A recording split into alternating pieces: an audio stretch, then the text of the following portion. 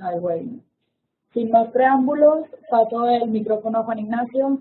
para empezar la presentación. Muchas gracias por estar con nosotros hoy. Buenos días a todos y todas. Muchas gracias, Ivonne, por esta introducción.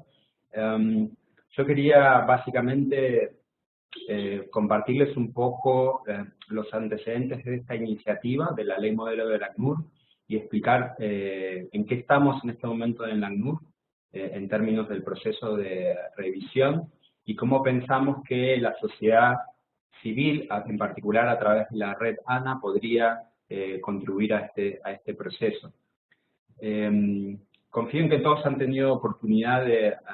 ver la Ley Modelo del ACNUR. La Ley Modelo del ACNUR sobre la protección de personas apátridas se desarrolló en el año 2011 y en el año 2012 tuvo una pequeña revisión para ajustar algunos de sus contenidos. Y básicamente la idea que tuvo la ACNUR fue reciclar una experiencia que años atrás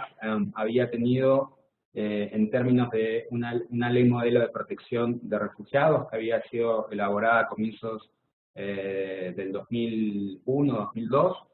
y que básicamente era tener un punto de partida o proponer a los estados un punto de partida sobre cómo desarrollar legislaciones de protección de refugiados. La experiencia de esta ley modelo de refugiados, en particular en muchos países de Sudamérica, fue muy positiva y muchos de los países realmente utilizaron esa ley modelo como una forma de desarrollar sus propias legislaciones. Como ustedes saben, muchas de las legislaciones de refugiados se desarrollaron durante la década del 2000. Y en atención a que la mayoría de los países aún hoy carecen de legislaciones de protección de personas apátridas, se pensó que la ley modelo de personas apátridas podría ser una buena iniciativa, ¿sí? Entonces, un poco se siguió ese esquema. El año pasado hubo una reunión en Buenos Aires, en Argentina, donde participó también la red ANA, donde se convocó a algunos de los países que están desarrollando legislaciones de protección de personas apátridas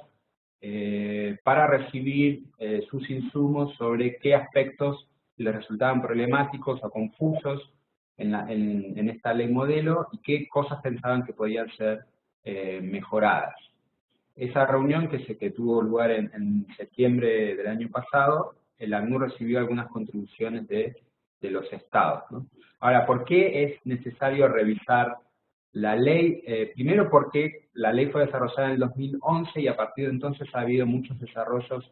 a nivel regional, por ejemplo, el lanzamiento del Plan de Acción de Brasil, que se refiere a la cuestión del establecimiento de procedimientos y también legislaciones de protección. Luego también ha habido una serie de resoluciones a nivel de la Asamblea General de la OEA,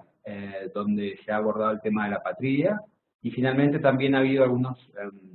pronunciamientos o desarrollos recientes a nivel del sistema interamericano, en particular en la opinión consultiva 21 sobre niñez migrantes, donde la Corte específicamente da orientación a los estados sobre cómo deben abordar este tema, ¿no? Ahí la Corte indica que los estados, como parte de sus obligaciones de identificación de las necesidades de protección de la niñez migrante, deben identificar sus necesidades de protección y si el niño tiene o no tiene nacionalidad, y esto es entonces el niño es apátrida. La Corte dice ahí que los estados tienen que establecer procedimientos de determinación de la apatría que sean sensibles a las necesidades diferenciadas de protección en términos de edad, género y diversidad. Entonces, hay una serie de desarrollos recientes a nivel regional, el Plan de Brasil, las resoluciones de la OEA, los estándares de la opinión consultiva 21, y también desarrollos a nivel del ACNUR. El manual del ACNUR sobre protección de personas apátridas se lanzó a partir del 2014, con lo cual ahí se han sistematizado algunas de las buenas prácticas y recomendaciones del ACNUR, muchas de las cuales en realidad ya están reflejadas en la ley modelo, pero otras no. De igual modo, la ley modelo hay aspectos que no abordó suficientemente y que requieren revisión de contenido. Por ejemplo, a modo de ejemplo ahí pongo algunos aspectos que queremos revisar, que es por ejemplo la cuestión del órgano competente, es decir, quién toma la decisión en materia de determinación. La ley modelo proponía, digamos, una serie de esquemas posibles a nivel de órganos interinstitucionales, pero la tendencia actual, y que también está reflejada en el Plan de Brasil, es que sean las propias organismos que ven los casos de refugiados los que también tengan una competencia para ver los temas de apatridia, y esa es la línea que un poco se está siguiendo a nivel de la región. Hay otros temas que están reflejados, pero que los estados han dicho que quizás han tenido dificultades sobre la forma en que han sido reflejados, como la cuestión de la unidad de familia, en el sentido de que no estaba necesariamente claro si el estatuto, como ocurre en el caso de los refugiados, si en el caso de los apátridas podía hablarse de estatuto derivado, y nosotros ahí en la ley modelo lo que queremos revisar es generar la opción migratoria a nivel de la unidad familiar, para mantener la unidad familiar, pero que no se confunda que una persona que tiene nacionalidad y es parte de un grupo familiar, donde una persona es apátrida, no debe extenderse la condición de apátrida a una persona que sí tiene la nacionalidad de un país, ¿no es cierto? Hay otros aspectos que están ausentes, como es el tema de lo que es la sincronización o, digamos, la coordinación del procedimiento de determinación de la apatría con lo que es los procesos de inscripción tardía de nacimiento. Este es un tema que lo vimos un poco aquí en Costa Rica y que surgió un poco como una inquietud de la Cancillería por el hecho de que le estaban siendo referidos casos para el procedimiento de determinación de la patria que habían nacido en territorio, en suelo costarricense, pero que no estaban registrados como nacionales en el país y obviamente tampoco tenían vínculos con otro país. Entonces, en estos casos, que en realidad, digamos, la primera cuestión que debería hacer un Estado es ver si corresponde documentar o inscribir a esa persona como nacional a nivel de registro civil, debería ser la primera medida que tome un Estado, ¿no? Entonces, este tema no estaba abordado en la ley modelo y vemos que en algunos países la región es y ha sido relevante, ¿no? ¿Cómo asegurar que las personas que no fueron inscritas al nacer realmente sean inscritas como nacionales y no sean referidas a un procedimiento de determinación de la patria? Y luego hay otras cuestiones que están completamente ausentes de la ley modelo, como es el tema de soluciones. El énfasis que pone mucho la ley modelo es en protección, es decir, determinación, identificación y determinación de la condición de persona patria, obviamente la cuestión de la protección en términos de regulación de acceso a derechos, pero la cuestión de las soluciones, es decir, cómo finalmente solucionar la situación de nacionalidad, es algo que en la actualidad está ausente en la ley modelo y nos parece fundamental que quede reflejada, de modo que los Estados no solo se queden con la idea de que tienen que proteger, pero proteger también va a implicar trabajar para encontrar una solución que en la mayoría de los casos de personas migrantes apátridas va a ser la naturalización. Entonces ahí queremos dar orientación a los Estados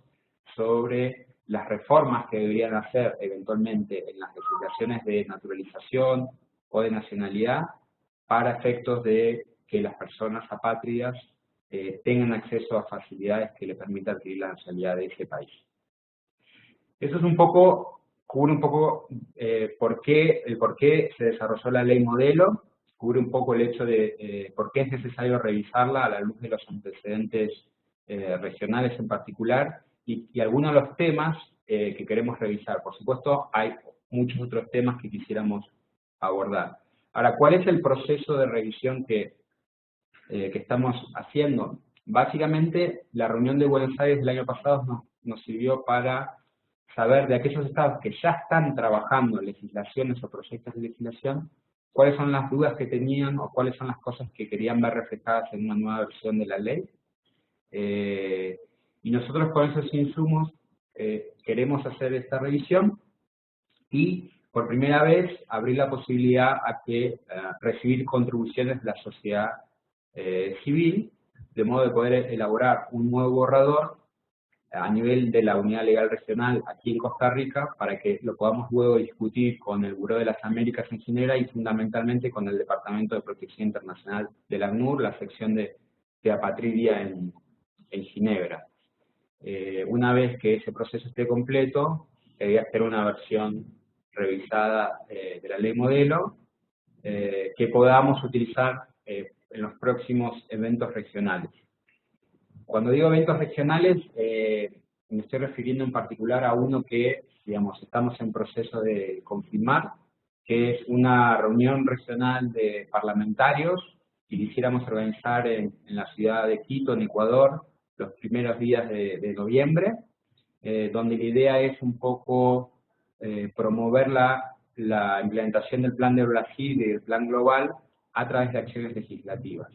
El año pasado, a fines de año, se realizó en Cape Town una reunión global de parlamentarios y una de las conclusiones fue que era necesario desarrollar este tipo de reuniones, pero a nivel regional, para, digamos, promover la inclusión de los temas de apatridia, ya sea la adhesión a las convenciones de apatridia o el desarrollo de legislaciones, en las agendas parlamentarias. Entonces, la idea es tener una reunión de parlamentarios, tanto de Latinoamérica y el Caribe, seguramente la segunda semana de noviembre, en Quito, que también las vamos a juntar con una reunión de expertos o de personas, digamos, oficiales de gobierno que puedan estar vinculados al desarrollo de procedimientos de determinación de la apatridia. Entonces queremos utilizar, ojalá, la versión revisada de la ley modelo para ese próximo evento y eventualmente tener ya una versión revisada para que esté disponible para todos los estados, ¿no es cierto? Entonces eso es básicamente el por qué queremos revisarla y para qué la queremos utilizar, ¿no es cierto? En términos de, digamos, cómo organizar la contribución de la sociedad civil, a nosotros nos parecía que el punto de referencia natural iba a ser la red ANA, en la medida que podría ser el paraguas que, de algún modo, centralice o sistematice las contribuciones de la sociedad civil en, digamos, propuestas concretas que pueden ser, digamos, a través de punteos, de cuáles son los temas que ustedes consideran deberían ser revisados,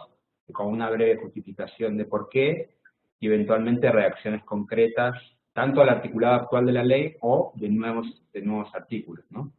Por supuesto, digamos, esto es un insumo más, que nosotros también tenemos que considerar los insumos de los propios países, y finalmente, bueno, la sección de apatridia en Ginebra es quien, de algún modo, dará la revisión final y el ok institucional de la ACNUR para efectos de contar con ese nuevo documento, ¿no? Entonces, un poco yo quería aprovechar este espacio para compartir con las organizaciones que no necesariamente estuvieron involucradas en el pasado en cuestiones vinculadas a la ley modelo, para que todos tengamos un poco la misma información y sepamos cuál va a ser el esquema que vamos a seguir y cómo la queremos utilizar. Eso sería de mi lado, digamos, en términos de lo que es la explicación, ¿no es cierto? Vale, muchas